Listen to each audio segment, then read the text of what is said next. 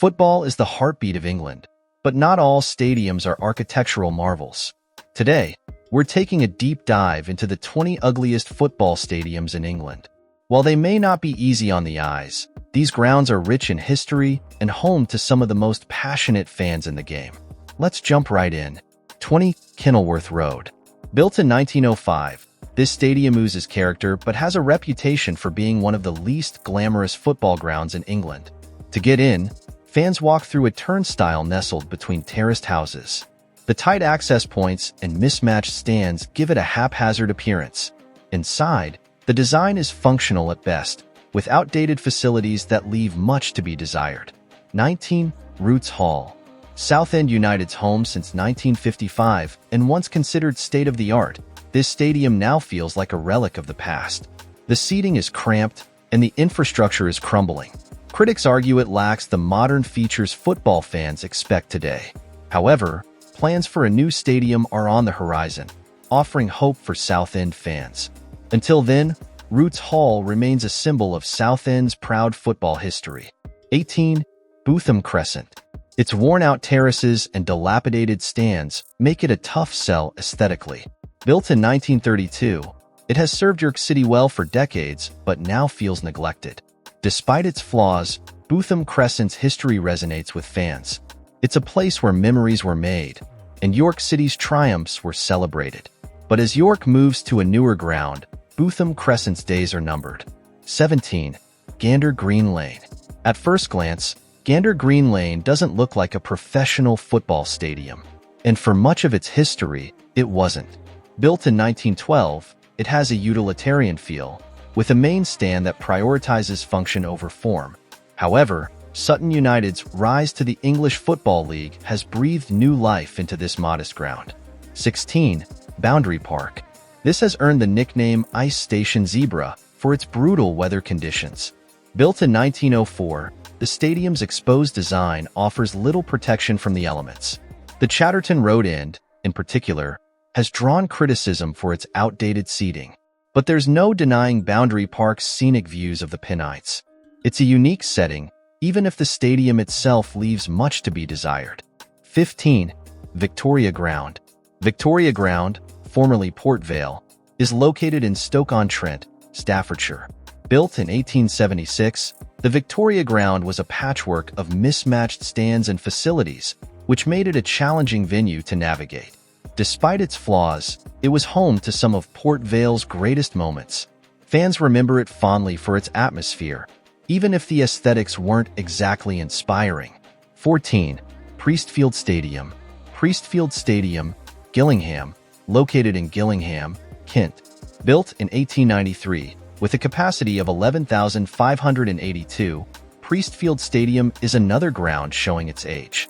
Built in 1893, it's a mix of permanent and temporary structures that give it an unfinished look.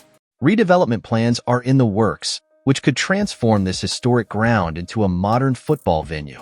13. Blundell Park. Located in Cleethorpes, Lincolnshire, this stadium was built in 1899 with a capacity of 9,052. Blundell Park's rusted fixtures and exposed seating make it a challenging place for fans. But that's part of its charm. Grimsby Town's passionate supporters make this ground come alive, even if it's not the prettiest stadium around. 12. The Crown Ground. Located in Accrington, Lancashire, this stadium was built in 1968. Standing with a capacity of 5,450, Accrington Stanley's Crown Ground is a small, no-frills stadium that embodies the club's underdog spirit. While it may lack architectural ambition, it provides a cozy and intimate experience for fans. Sometimes, simple is best. 11. Plainmoor. Located in Torquay, Devon, this stadium has a capacity of 6,500 seats. Built in 1921, this seaside stadium is a blend of old-school charm and modern challenges. It's not the flashiest ground, but it's part of the fabric of Torquay. With its limited capacity, every match feels personal and intense. 10. Gateshead International Stadium. This multipurpose stadium might work well for athletics, but for football fans, it's a letdown. The athletics track surrounding the pitch creates a massive gap between the fans and the action, completely diluting the atmosphere. It's hosted some big athletic stars over the years, but the Gateshead FC supporters often feel like they're watching from the sidelines, literally. 9. The Den. Millwall's Old Den was an intimidating fortress, but not because of its looks. The basic, utilitarian design and grim atmosphere gave it a reputation as one of the least appealing grounds in the country. Built in 1910, the Den was Millwall's home for 83 years. While it was functional, it lacked the architectural charm or comfort of other stadiums built in the same era.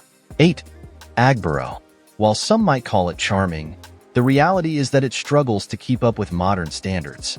The cramped stands and lack of modernization make it less than appealing. Built in 1886, Agborough is one of the oldest football grounds still in use. It's been home to Kidderminster Harriers for decades, and while it's functional, it's far from flashy. 7. Adams Park. Nestled in an industrial estate, Adams Park's location feels out of place.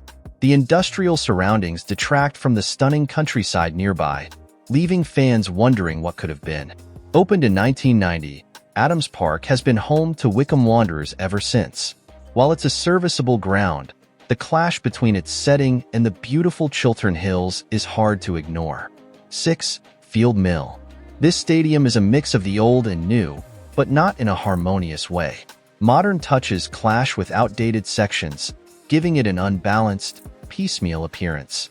As the oldest professional football ground still in use, Field Mill has a lot of history. It's been the home of Mansfield Town since 1919 and has seen numerous renovations over the years. 5. Broad Hall Way. This stadium suffers from a lack of personality.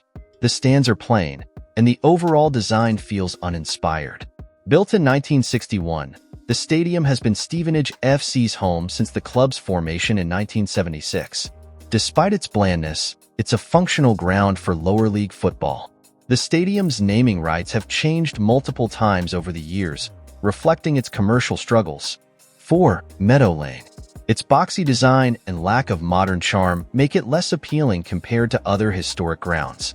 As the home of the world's oldest professional football club, Meadow Lane is steeped in history. It's been Notts County's home for over a century. The stadium is located just 300 yards away from Nottingham Forest City Ground, making it one of the closest ground-to-ground rivalries in the country. 3. Bloomfield Road. This has a mix of new and old stands, but unfinished sections and dated areas detract from its appeal.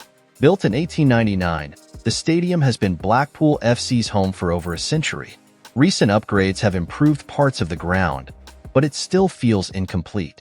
The stadium's tangerine seats create a striking visual, reflecting the team's iconic colors. 2. The Cassim Stadium. This is notorious for being incomplete, with only 3 sides built. This design choice leaves it feeling unfinished and lacking atmosphere. Opened in 2001, the Cassim replaced the aging Manor Ground as Oxford United's home. Despite its modern facilities, fans often criticize the incomplete design. The open end of the stadium faces a car park, not exactly a scenic view. 1. James Park. This mishmash of old and new stands gives it an inconsistent appearance. The outdated sections clash with recent renovations. As Exeter City's home for over a century, St. James Park has seen plenty of ups and downs. Recent upgrades have improved parts of the ground, but it's still a work in progress. The ground is famous for its sloping pitch, which was only leveled in the 2000s. And there you have it, the ugliest football stadiums in England. While these grounds might not win any beauty contests, they all have their own unique charm and stories to tell. Which one do you think deserves the title of the ugliest? Let us know in the comments below. Don't forget to like, subscribe, and hit the bell icon for more football content. See you next time.